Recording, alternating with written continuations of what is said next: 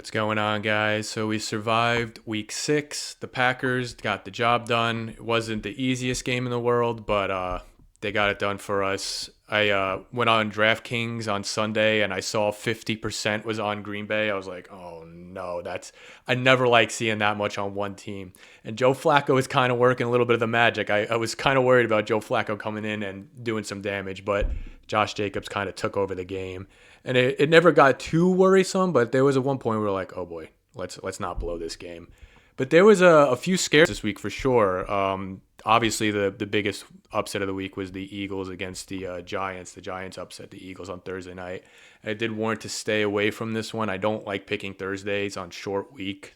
It just it just gives more of a variable for teams to create a game plan and not prepare.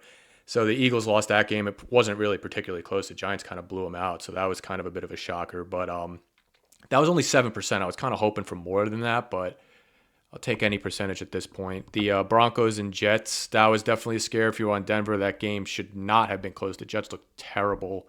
Indianapolis against the Cardinals, that was a sweat too. I mean, a lot of these games were sweats for people. I mean, Pittsburgh was probably the easiest pick of the week if you wanted to feel that safe. But yeah, it wasn't too bad for us. A few people on the Commanders lost, a few people on the Cowboys lost, but the really big one of the week was the Eagles, and it was only 7%. But the Packers got the job done. That's all that really matters. So let's go take a look at what we have for week 7.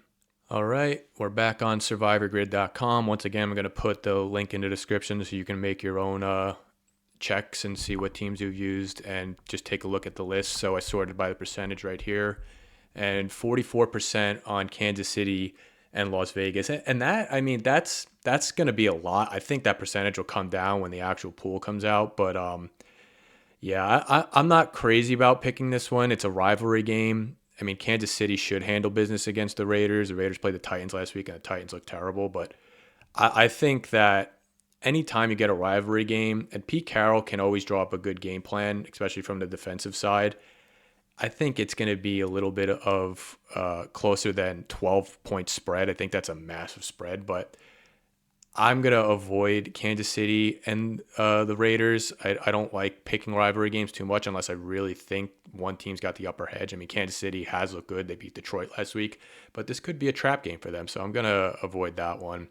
The next one is the Patriots going into Tennessee. Now, the only thing that would worry me about this one is Tennessee just fired their coach, and usually that can lead to a little bit of a pop, a little bit of inspiration for the team come out firing. But this is a Vrabel revenge game. If you remember, he was not happy with the way the Titans were handling business there, and then they let him go. So that one could be one we pick. Next one is about 15% on Chicago and New Orleans. And this one, I'm kind of worried about this too. I mean, I don't trust Caleb Williams to get the job done in this scenario. And the Saints have put two good games together. They beat the Giants pretty handily, and they played the Patriots better than most people were probably expecting. So I am not confident in Chicago. 15% I feel is a lot to go in Chicago there. So I'm gonna avoid that one as well. Just thinking the Saints could possibly upset Chicago there. And then the next one is the Steelers in Cincinnati. And we saw last week Joe Flacco was able to put some throws together, and it's a short week. It's a rivalry game. I've kept warning you guys about Thursday. I don't like picking Thursday games, short week, rivalry game. It usually tends to be an in-division rivalry game. I'm avoiding this one. I could definitely see Pittsburgh going into Cincinnati and losing this game with a bit of Joe Flacco magic, which just doesn't go away. I don't know when that guy's going to retire, but Joe Flacco occasionally just comes in and gives you the scares. I don't want to be part of that scare. I'm avoiding that one. Then the next one, we already used Denver against the Giants. I'd be worried about that one if you're going to do Denver. The Giants look like they got some momentum with Cam Scatterboo and Jackson Dart, and Denver against the Jets last week. Their defense looks great, but their offense isn't doing a lot, so I'd be scared with that one. I think Green Bay could be a safe pick against Arizona, but once again, we use that one. Carolina against the Jets, you could take a flyer on that based on the future value over here, but you know that one's close. The Jets need to find a win here sometime soon. They're 0-6, And if you look, their next one's Buffalo and then Green Bay. So that means they almost really need to have to win this game. But, if you want to take a risk on Carolina for the future value, you can. I would lean Carolina in this game, but once again, I think it's a little early to be taking a bit of a risk there. So, maybe Carolina against New Orleans could be a pick or something along those lines later, but I'm avoiding that one. And then the rest of these, I'm kind of not really a fan of, kind of pick'ems and, whatnot. Teams I don't really fully trust. I mean, Philly down here, they haven't looked good the past few weeks. Going into Minnesota, not crazy about it. The Rams, you could go Rams here, but it's in London. They are practicing in Baltimore this week, which is better than going back all the way to LA. It's kind of a smart idea. They're actually, I think they're practicing in the Orioles Stadium, which is pretty cool. But yeah, I ain't going for I'm not going for this one either. The London games always give me a little bit of scare, just like Denver and the Jets last week. So my pick this week is going to be the Patriots going into Tennessee.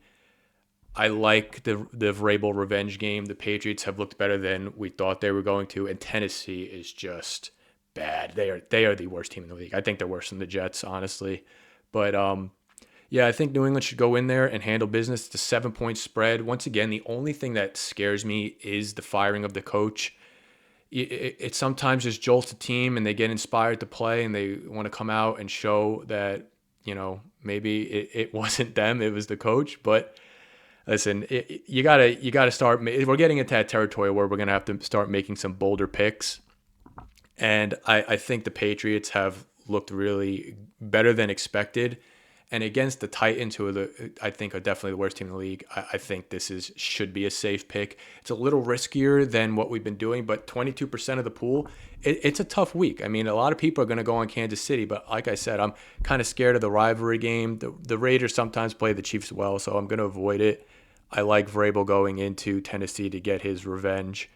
And I think we should be here for week 8. So with that, guys, we're going to lock it in with the Patriots. I really think we should be here, but you never know. If they lose to the Titans in like a Cardinals fashion from 2 weeks ago, oh, goodness, that would just be terrible. But it is in Nashville. There'll be a lot of Patriots fans traveling down there. They're better than expected. It's a good place to go watch an away game. I think there'll be a lot of Pats fans there. Should almost be like a split crowd.